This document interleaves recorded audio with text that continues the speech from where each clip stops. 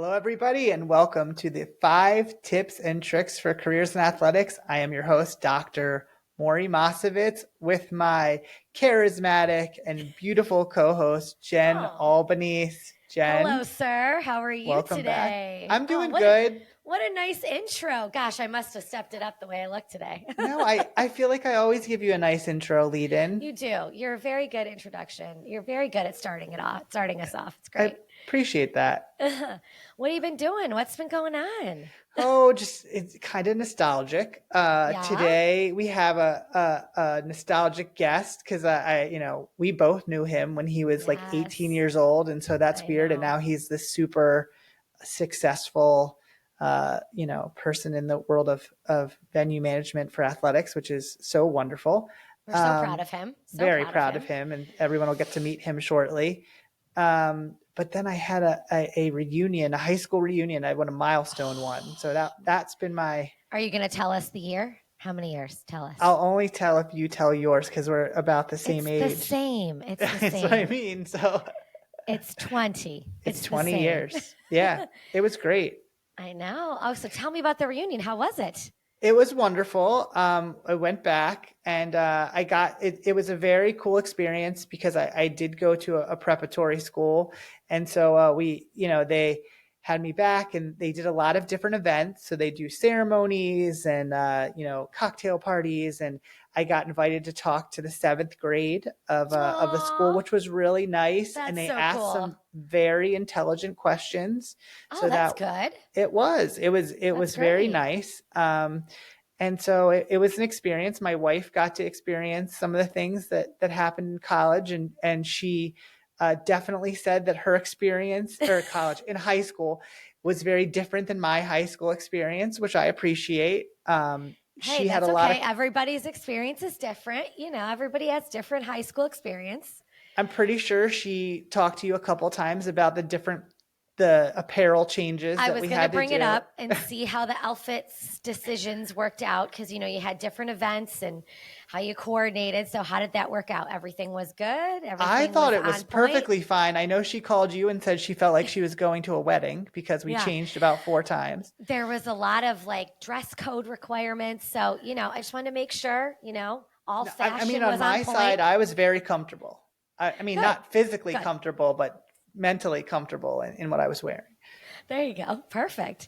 But it was good to see everybody and catch up and see how everybody was doing. It was really, really nice. It really brought me back and showed me, I'm so grateful looking back about the experience I had, which was super nice. So that was good. Oh, that's good. I'm sad. I never ended up going to my high school reunion. So I guess I don't know. They never really organized it or I don't know.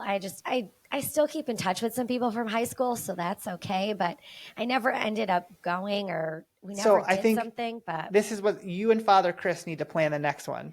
That way you would know that it would be taken care of. We're both very good at things like that. So I know. That's why I feel like, could do it. But I would come to that reunion if you and Father Chris organized it. I feel like that would be a draw. We would have fun. We have a great place to have it, a nice place called Vito's. And shout out to our father-in-law's restaurant. So good. So good. We'll think about that. Maybe for 30. Let's not rush that. No, 25 is a big one. I mean, we talked 25 is a big milestone one. It's all the 5 years. We even talked about it with the group of guys that I was with, that we really have to step it up for 25. That it's cool. So that's one of the goals, is that we're all trying to reach out and. All right. Well, in my spare time, I'll just plan a 25-year reunion. No big deal. I mean, you do see people more from time to time. I'm a little bit more distant, so I feel like it was super nostalgic. Well, that's good. I'm glad that you went and had a good time, and all the outfits worked out. That was really all we wanted to make sure of. But that was less of a problem for me than for others. But it's good. I enjoyed my experience. Good. Well, I'm glad. Well, this is great. All right. Well, I'm excited to continue all this nostalgic talk and get to talk to Jack soon. So yeah, super great guy to have on, and we're looking forward to him, and we'll see him when we get back from the break. So see everyone when we get back. If you're enjoying this podcast, please follow us on your favorite podcast streaming service. The 5 Tips and Tricks podcast is a part of Athletic Career Consulting, a group focused on educating and guiding high school and college students looking towards careers in athletics. To find out more, go to our website at www.athcareer.com. That's ATHCAREER.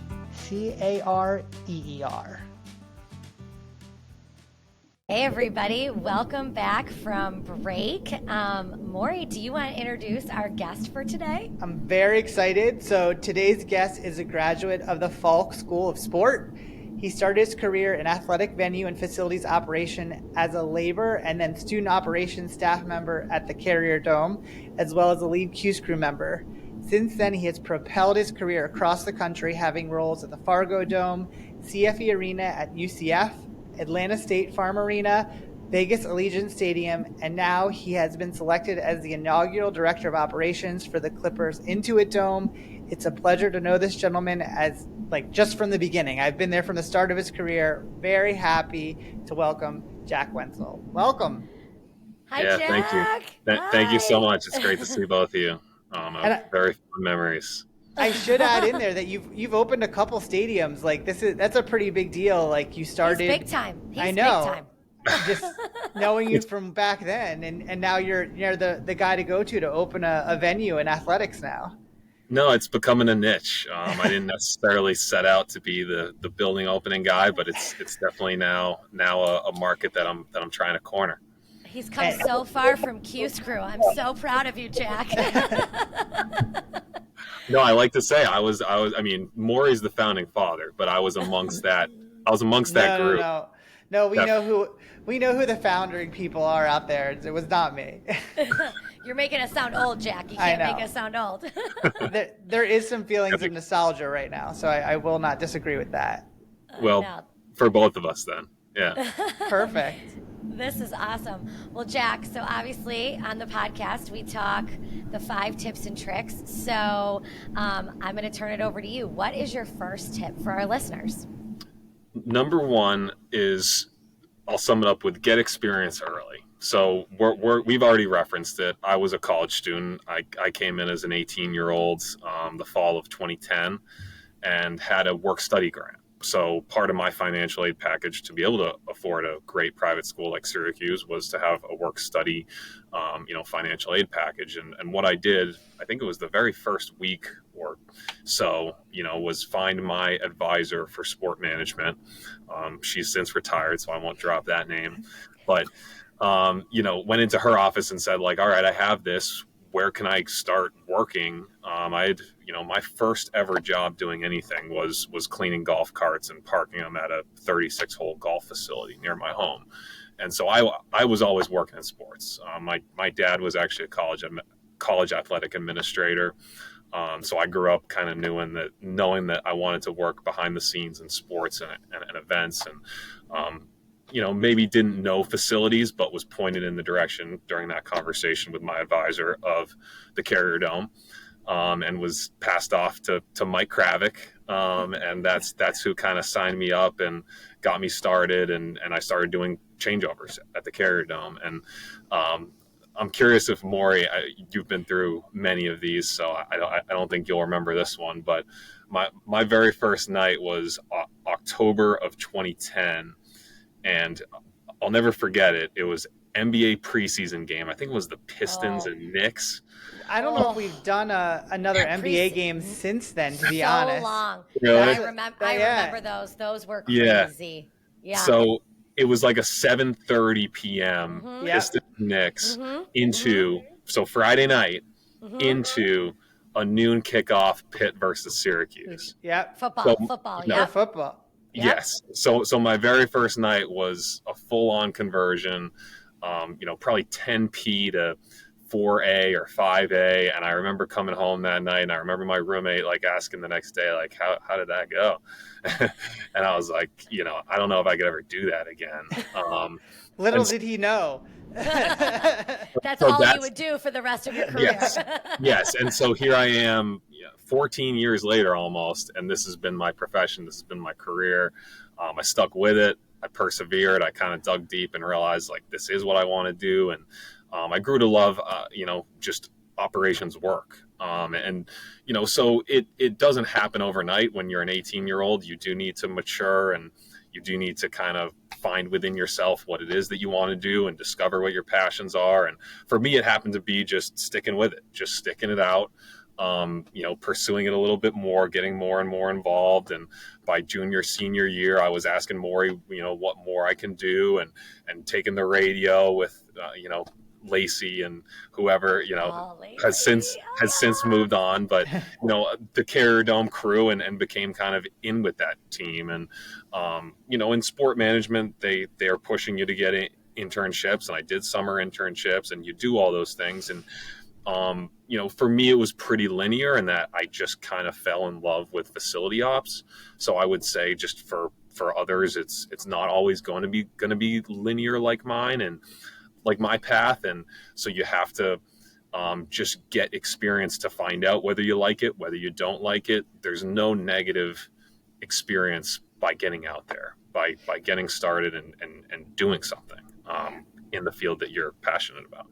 I mean, I can remember you coming in, and the one thing that you can't teach anybody is someone that has effort and hard work and is dedicated. And from the moment you walked in the door, you kind of stood out that way. So it doesn't surprise me at all. You're in the position that you're in, and you step up as a leader. The more, it doesn't happen right away, but like you said, you walked into it, and just reminiscing about like our experience together when you were there, you could turn to you and say, hey, Jack, go take this crew and take care of it. And that's something that takes time. And you start off, you're working with one other person, or you're starting to learn the ropes, and then quickly, if you put in that effort, you can pick up things and start actually being a leader, and it leads to things like what you're doing now. So it's just so impressive.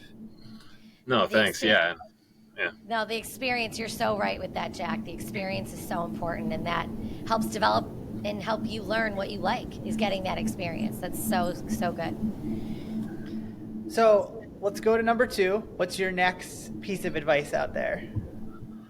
For number 2, this gets kind of into the next stage of my career, and so I tried to go a little chronologically for what I've gone through, is that the geographic mobility helps. So if you can be geographically mobile, that will certainly benefit your career. And I'm one of probably the sport management poster children for that.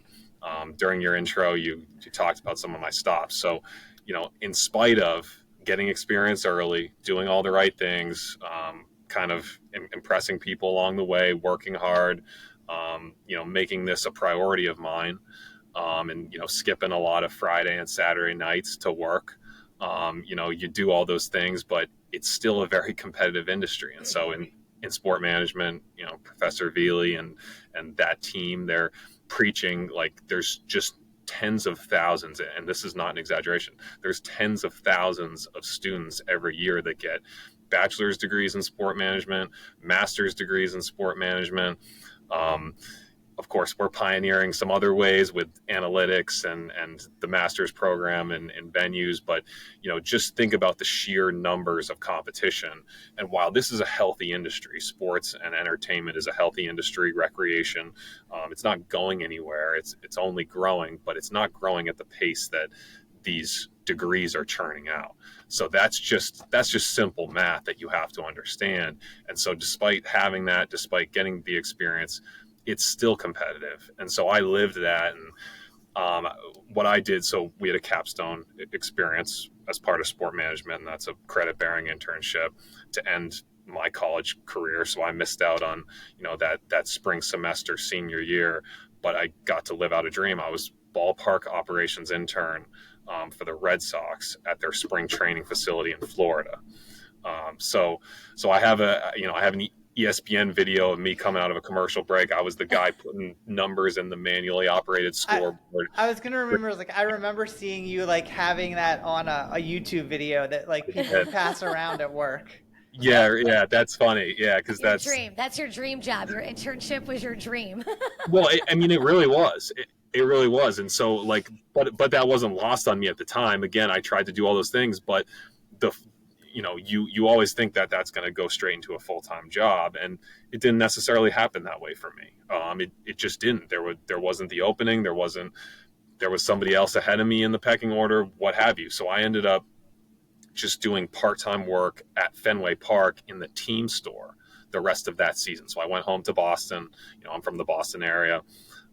Went home and kind of did that for a summer, but it was part-time work. It was retail. It wasn't really what I was passionate about, but it was what I landed on, because you graduate and there aren't just full-time jobs presenting themselves to you. You need to go out there and really chase it.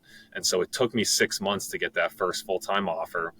It was an extremely low salary, but it was operations supervisor at the Fargo Dome in Fargo, North Dakota. Home of You're very attracted to domes. Like you have an overall dome history. That's his only your career requirement. background. That's his only requirement. Anything that he does, it just has to have a dome in the title. It really has been remarkable, that's played out that way. But no, home of North Dakota State football. They had just hosted College Game Day. They had Carson Wentz on the team. Anybody who knows college football knows that that's a dynasty at that level. Yeah. So I went and did it. So I mean, they flew me out. I was like, hey, if this is what you want to do, go try it. Go see what happens. And they were hospitable people. They were really nice and well-run building. Most people didn't come from outside that area, so I was treated with open arms, and quickly that became the next opportunity. I had the opportunity to go down to UCF. And from a weather standpoint, I was jumping at the warm weather. I got that taste in Florida with the Red Sox, and then got to go back for UCF, but always wanted to get back on the pro sports level. And so again, the geographic flexibility just opened so many doors, the willingness to go live in North Dakota. And then as my 20s went on, certainly the equations changed. And, now I've met someone, and I have a fiance, and it's going to start to become, a family decision. Eventually. And so everyone's going to have unique circumstances, but certainly when you're younger and less of those dynamics are in play, you're going to open a ton of doors by being geographically flexible. And so, the next jump, the big jump was, Orlando to Atlanta, then out to Vegas. So I've now spent 4 years on the West Coast, and that's a long way. The 3-hour difference is still a challenge, talking to my parents, coordinating calls and things like that, but the lifestyle also fits me here, and I like this here. And you weigh those things, and everyone's going to make individual choices, but as much as you can allow that, a ton of doors have opened for me by being geographically flexible. Well, first of all, we should have said off air, but congratulations. I meant to say that at the beginning because I did see you post it. Oh, okay. Thank you. Yeah. And then also, I just to think about talking about this whole idea of being flexible, like you're seeing the resumes, like you're hiring people, like you said, you have the choice of across country, anywhere to grab people from. So you have to separate, like you said, separate yourself out and be willing to put yourself out there, because if you just get stuck to one area, that doesn't mean it's going to happen for you. Again, competition. It's smaller pool, pool that you're playing in. Yeah.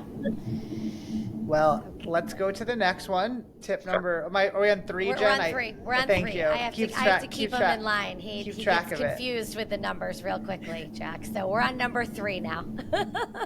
Yeah, so number 3 is more just a general one that's served me, and certainly I think about from the beginning some of the hard changeover tasks that we had, some of the things that the Dome is probably still famous for. I never went on the roof and did any of the snow removal. You never did snow removal? I never did. I didn't do snow removal, but I got to go on the roof. I've been on the roof. That was awesome. How did you get through your career without that one? Mike Kravik still talks about it. He still brings it up all the time. But what, did we just not have snow for 4 years and you just skirted through it? I don't know how you got out of that one. I think I just always kind of dodged it somehow.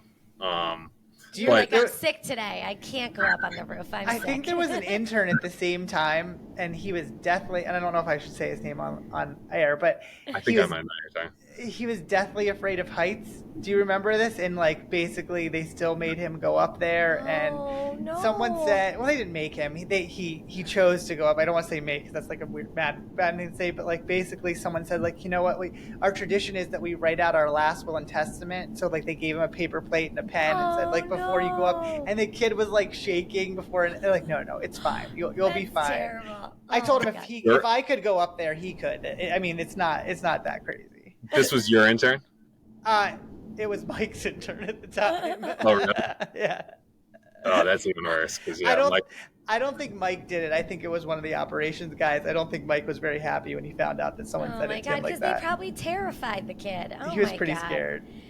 It's not as bad as it seems, though. It's only weird because the ground under you was glowing, and the rest of everything else was dark. But besides that, it was fine, and it was like 10 degrees and blowing snow, but no big deal. Totally I also safe. will say that I would also sneak out. Like, only a couple of the guys stayed up there the whole time, and I don't think I was one of them. So I can understand getting through your 4 years without being up there. Oh my God. Yeah. So the point, so back to the tip. Back to the back tip. on track. Okay? Sorry. The tip is that no job task is beneath you. Because that certainly came into play early on. I was in class with, I was around a lot of people who would have never been willing to sweat and work and just physically kind of submit to what a changeover is. It's not the easiest work. It's fairly grunt work. You're working hand in hand with cleaning, which I always say is probably the more hard and difficult and taxing, physically, mentally draining type of job within sports. But none of that is beneath you, because if you're a leader and if you're going to progress to the levels that you want to get to, or certainly that I aspire to, you need to understand what everyone on the crew and everyone on the team is being asked to do. It's part of my knowledge. It's been part of my education. I would not be a director at an NBA team or an NBA venue without having done all the hard work. I still get in there and do it just because I like it, just because I take pride in it. But everyone should have that sort of mindset and willingness to roll up your sleeves and do whatever's asked. Because to me, the most effective leadership is somebody who's willing to do anything that they ask you to do. That's always the type of leadership that I've responded the best to. So I'm trying to model that as a leader of a big team now. And that's what I'm looking for in people that we hire to manage and lead our crews as well. That is so important. I hope everybody hears that and understands that no task is too small or is not important. I feel like sometimes students today are like, oh, I'm too good to roll a t-shirt, or I'm too good to move a chair. That is so important to be able to be willing to do that, because that sets you apart from everybody else. Goes back to what you said about competition.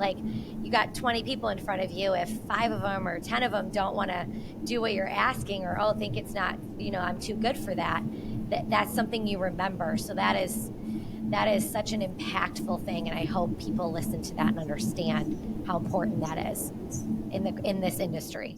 Yeah, I think the other thing from the facilities and event side, and I think we came from the same place in a lot of ways. I was in a different point than you, but I think that being the person that goes and does it with someone teaches them the way, helps them learn how to do it, and then you have confidence in their skill going forward. And and I 100% agree with you. I try and be very cognizant of getting out there and getting out from behind my desk and trying to be with the groups that are working and show them that I understand how to do what they're doing as much as possible, especially from our ops side. But also the people that I feel like I've been able to mentor the best are those that I've been able to show how to do these things, give them the experience of this is how you put this together, this is how you make it work. And sometimes I learn from them too. They say, well, what if we did it this way, and you adjust it, and you have to be humble enough to know when, oh yeah, that's a good idea, and work with them. But it definitely bonds you. It grows. It it makes everybody a little bit better. So just great advice. No, thanks. And yeah, it's so simple to put forth effort, but it goes such a long way. And yeah, it ties to humility.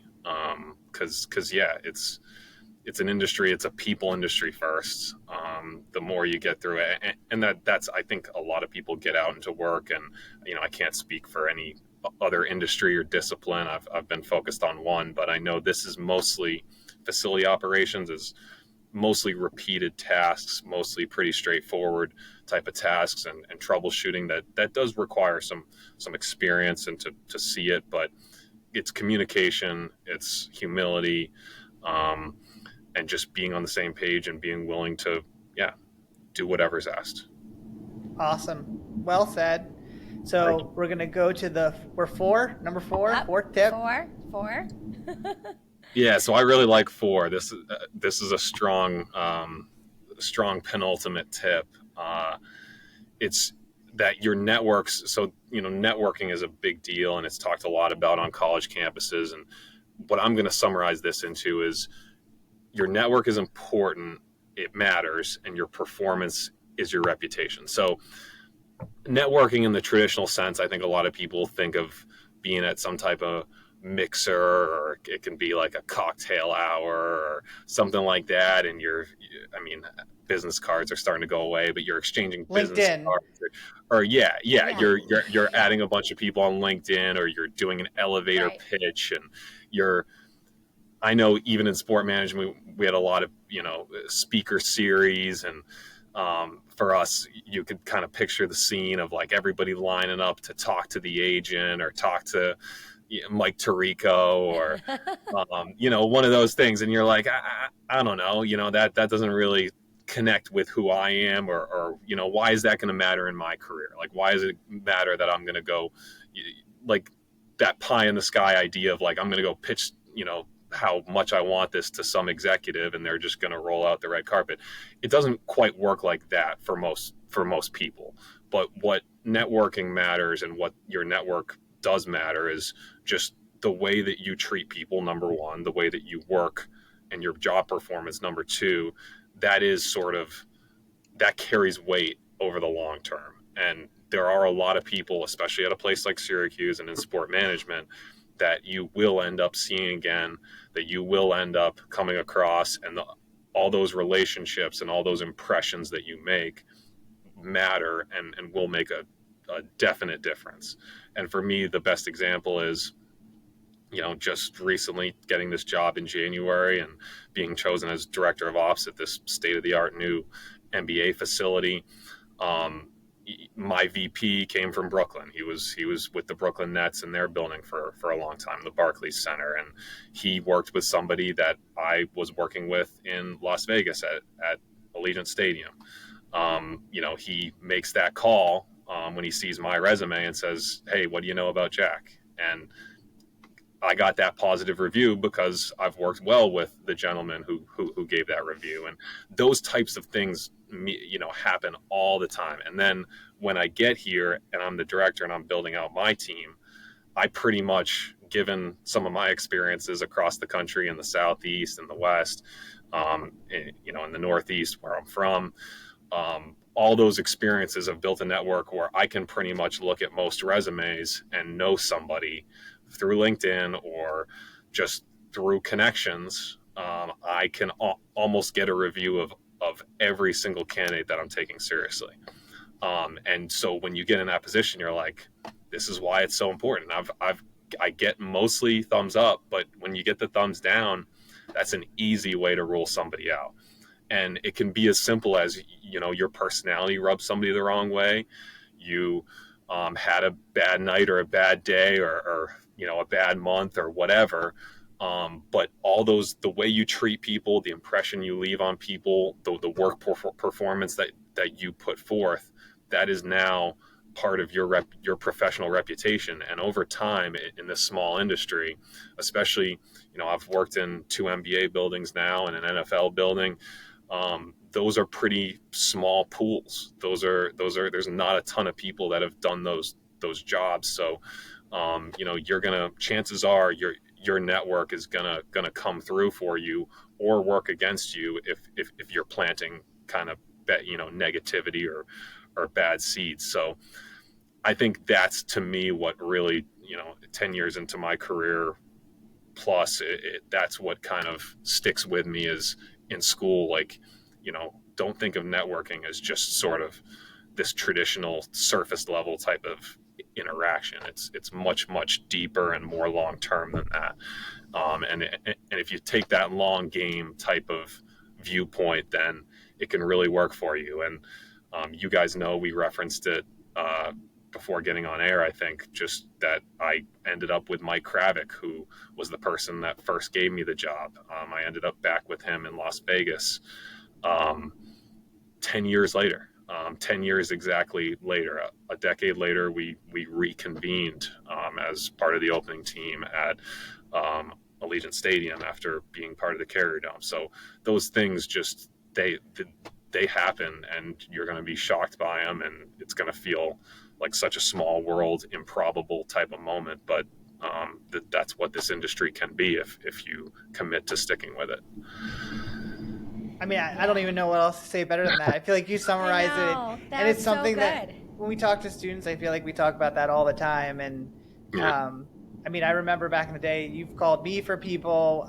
We've had a lot of people over the years that will just say, "Hey, is this worthwhile?" And I think Jen and I have always talked to our students like, we want you to work for us, but we're going to be honest about our experience with you, and so that's like anyone else is going to be. So what? And you said it in such a perfect way. So I don't even want to go any farther than that. I know, it's just I love the Mike Kravick shout out. We all love Mike. He's the best. He is great. He really is. He really is, and he's running that department now, which is hard earned. Yeah, absolutely. Awesome. All right, Jack. Big last question. So, what do you know now that you wish you knew back then? So what do you know now that you wish you knew at the beginning of your career? Yeah, so this is just a big picture general one, but I think it carries so much weight. And I know I've talked about having goals and being geographically flexible and chasing down all these things that I want to do, and realizing early on, all right, I'd love to be the general manager or the Pete Sala of a venue someday, right? For those that don't know, he oversees the JMA Wireless Dome. Now he oversees all of Syracuse's campus, but he's a big mentor to many of us out there that have got into that side of athletics. So, right. So with that being the ultimate goal for me, it is important to have one, because that's what kind of guides each of these intermediate steps and makes me willing to go out to Fargo and makes me willing to say, all right, now I'm going down here, and now I'm trying something different, and I'm going from Vegas to LA. And you always want to be thinking a step ahead or begin with the end in mind, and that's what we're doing here.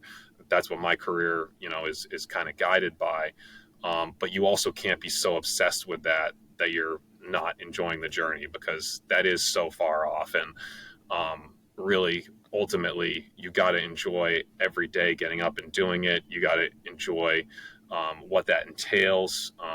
You don't want to be looking around comparing yourself to your peers, your friends, your colleagues. That'll only kind of bring you down or get you distracted or make you feel sort of things that aren't productive. So when you're starting out, that's what I'd say is like, have a goal, be guided by that goal, but then also just be sort of obsessed with the day-to-day of it and the journey and the joy that comes with the satisfaction that just daily delivering on the things that you're passionate about and what that work is, and kind of making it your life's work, and being happy about that. Whether the ultimate goal happens or not, I'm going to be happy with this. I'm already thrilled with how it's played out, and I think that's so important for everybody, no matter what they're doing. But certainly in sports, we do this for a reason. There's plenty of reasons to get stressed out or to look around and say like, man, I put so much time into this, but you can get up and do anything, you want. You can switch careers. You can choose to do anything, like be present, enjoy the events that you do, their memories. I got to check off one of my goals just a few months ago by working the Super Bowl. So awesome. Yeah. Did And you so see that Taylor was Swift? Did you see Taylor Swift? not that. Well, I saw her, from a distance, like down on the video. Like I didn't see her firsthand. I saw two of her concerts last March as well at Allegiant Stadium. God, Jack. But we'll talk offline. No, I have been stick to sports. I had videos on my phone of seeing, the final play of a Super Bowl be decided. Awesome. And, stuff like that is just priceless. And, I had kind of the perfect exit there by having, my last night at Allegiant Stadium working was a Super Bowl, which I'll never forget. So there's just a lot of pinch me type of moments that you do get to have, which are why it's worth it. And that, I guess that's more important than the ultimate goal of like whether I'm the GM of a facility or what that ends up being. And I'm driven to, chase down my goals and my ambitions. But more importantly, I enjoy every month and every year and every step that I take, and being here and building a team. I'm so happy to do this right now, and it challenges me and helps me grow in so many ways. And I think that's the healthiest way to approach your life and your career, as just, you're never a finished product. Nobody is. When you reach that goal, when I reach that goal, I know I won't be a finished product. I know I'll still be working on things, but I'll take a ton of pride in helping others along that same journey. So that's what I would tell somebody to start out is, care about that goal, but mostly just enjoy every step along the way. Well, you gotta love what you do. You gotta love what you do. I'm a very small part of but you're one of the ones I'm super proud about every time I see you. And I think you're my go-to for recommending kids that are interested in this field that come from Syracuse. There's been many people that I have said, hey, this is the guy you need to talk to. He'll give you what it is, and that's because you do such a great job, and it only shows in that people just keep finding you and building you up, and you're going to you're doing amazing things now, and you're going to continue to do amazing things, and we're just so happy that we've been able to be around you. So thank you for doing this for us. You should be so proud of yourself, Jack. This is awesome. Thank you. And you're both influences in that. So, those formative years of college, that means so much. And I wanted nothing more, as a high school student to go get involved. I wanted to be part of a big time athletics program. I knew that this type of career was ahead of me. I knew what my goals were and my ambitions were. So Syracuse was the premier, program in the Northeast. So, all I wanted to do was learn from people like you. And I did that. Jack, that's too sweet. Thank you. Well, so it means a lot. Proud of you. We're very proud of you. This is awesome. So how long do you have till your first event? You got your countdown going? Yeah, so the first countdown is to our certificate of occupancy, because it's still a construction site. So 6/28 is when we get the keys. So that's when I'll have my office. We spend a lot of time in there, but 6/28 is when we move in. We'll do some type of internal event on 7/20 to stress test some of the systems and some of the security and the entry. But first real public event is 8/15, August 15. There you go. Bruno Mars. So nice. Let's go. Big headliner act. So nice. That's exciting. Yeah, and just concerts for a month and a half until basketball season in October. So that's our runway. Nice. That's building towards getting new people in every week. It's awesome. But most of all, having been through the Allegiant Stadium experience and going through, there's trials and tribulations when you open a facility, and we had all of that. It wasn't all just, glory of Super Bowl and big concerts. Like there was trials and tribulations, and that's part of the learning and growing experience. And now I feel like I'm ready. I feel like on an NBA scale, I can do this again. I know what to expect, and I know when my managers hit different hurdles, we navigated a lot of these. So it doesn't matter if it's a brand new building or you just got the keys, or it's 100 years old. There's always going to be something, and so exactly. And so keep that mindset in mind. You guys are getting great acclaim. I know people are really excited to get into it, and when I saw that you went there, I said, oh, they already got a good staff going, so they're going to be in good shape. And the technology, I know you've upgraded a lot of technology at the JMA Dome, and I need to get back to see that because I've not seen some of the things, but some of our technology is going to really push the envelope. I'm pretty sure you have a circular scoreboard, right? I was going to say that the center hung is pretty incredible. Impressive. Jen deals with that a lot now. I do. I live and breathe that thing during football, basketball season, so it's great. It's super impressive.